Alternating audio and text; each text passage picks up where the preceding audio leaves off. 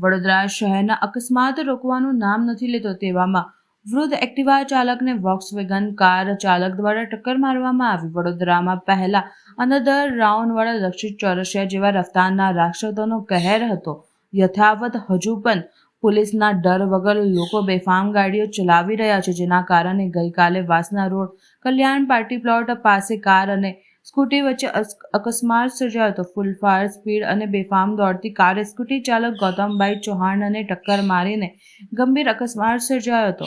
અકસ્માત બાદ કાર ચાલકે વધુ સ્પીડ કરીને કાર ભગાવી નાસી ગયો હતો। સ્કૂટી ચલાવનાર ગૌતમ ચૌહાણ પોતાના ઘરમાં એકમાત્ર કમાવનાર વ્યક્તિ છે। અકસ્માતના કારણે તેમને ગંભીર ઇજાઓ થઈ છે। હાલ તેઓ હોસ્પિટલમાં સારવાર લઈ રહ્યા છે।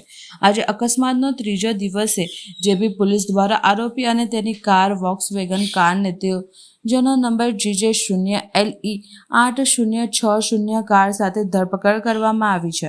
આરોપી દ્વારા કબૂલવામાં આવ્યું કે મારી ગાડી કે જેથી ટક્કર વાગે માનવતા વગર માણસને ઉંમરલાયક વૃદ્ધને અકસ્માત કરીને ઘટના સ્થળેથી ભાગી ગયો હતો। આજે પોલીસ સ્ટેશનોમાં બેશરમ થઈને પોતે કબૂલ કરે છે કે મારી ગાડીથી તેમને ટક્કર વાગી હતી। હાલ વૃદ્ધની હાલત ખૂબ જ નાજુક હોવાથી VILS હોસ્પિટલ ખાતે સારવાર ચાલી રહી છે। જોવાનું રહેશે કે પોલીસ દ્વારા આરોપી ઉપર કયા પ્રકારની કલમ લગાડવામાં આવે છે। 3 તારીખના રોજ બપોરે 1:30 વાગ્યાના અરસામાં કલ્યાણ પાર્ટી પ્લોટ પાસે જે કાર ચાલકે સ્કૂટીને ટક્કર મારી હતી એ મારા ફાધર છે। તો અત્યારે તાંદલિયા પોલીસ ચોકીમાં જે આરોપી છે એમને હાજર કરવામાં આવ્યા છે। પોલીસ તંત્ર પર અમને ભરોસો છે કે એમને પ્રોપર ન્યાય આપે। હવે મારી એમની આરોપી સાથે જે રીતે વાત કરાવવા પોલીસ તંત્રે જે વાત કરાવી એમાં આરોપી ખુદ કબૂલી રહ્યો છે કે મારાથી ડાબી બાજુ ટક્કર વાગી બટ હું ત્યાં ઊભો રહ્યો નથી। એ પોતે પણ એ કબૂલી રહ્યો છે। હવે ટક્કર વાગ્યા પછી એ પોતે ત્યાંથી નાસી છૂટેલો છે।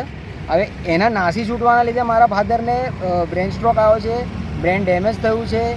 અત્યારે એમને હોસ્પિટલમાં ક્રિટિકલ સિચ્યુએશનમાં વેન્ટિલેટર પર રાખેલ છે।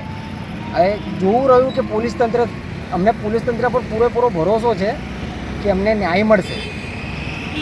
લાગતું નથી કે દિવસે દિવસે જે રીતે હિટ એન્ડ રનની ઘટના બને છે પોલીસ તંત્રની કોઈ બીક નથી રહી। હિટ એન્ડ રનની ઘટનાની વાત કરીએ તો જે આપણા રક્ષિત કાંડ થયો હતો 13 તારીખે રક્ષિત કાંડ થયો હતો, 14 તારીખે મારી બર્થડે હતી। રાતે 12 વાગ્યાના અરસામાં મને ખબર પડી આ રીતનું એક્સિડન્ટ થયું છે, 7 લોકોએ જીવ ગુમાવ્યો છે આમ્રપાલી પાસે। હું પોતે મારો બર્થડે વખતે સેલિબ્રેટ નહોતો કર્યો કેમ કે એક લાગણી છે। અત્યારે બરોડામાં આપણે રહીએ છીએ, કોઈ પણ બહાર નીકળે છે, રસ્તો કોઈનો કોઈની જાગીર નથી। 4 વ્હીલરવાળા એ રીતે 4 વ્હીલર ચલાવી રહ્યા છે। અત્યારે જે આરોપીનું પણ સ્ટેટમેન્ટ એવું છે કે બાજુમાં સ્કૂટી અથડાઈ ગઈ, મને ખબર નથી, મને ખબર ના પડી કે કઈ રીતે એક્સિડન્ટ થઈ ગયું। પણ તમને ખબર ના પડી પણ એટલીસ્ટ તમે માણસાઈની દ્રષ્ટિએ તો તમે જોઈ શકો છો ને, ત્યાં ઊભા રહી શકો છો કે તમને શું થયું।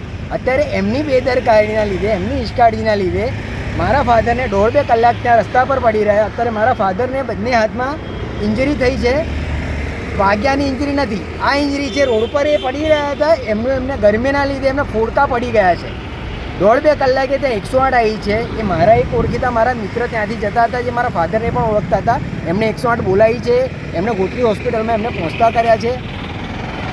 ત્યારે અમને ખબર પડી છે કે આ રીતનું એક્સિડન્ટ થયું છે।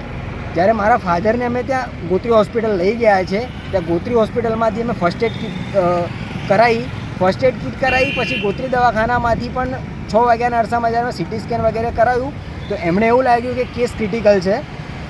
એમણે મને SSG પ્રિફર કરવાનું કહ્યું, એમણે SSG મને રિફર કર્યો બટ SSGમાં પણ ડૉક્ટરોનો અભાવ હતો, રવિવારનો સમય હતો એટલે અમે ત્યાં SSGની અંદર પણ પ્રોપર ટ્રીટમેન્ટ મને મળી ના શકી। એટલા માટે હું એમને પ્રાઇવેટ હોસ્પિટલમાં શિફ્ટ કર્યા।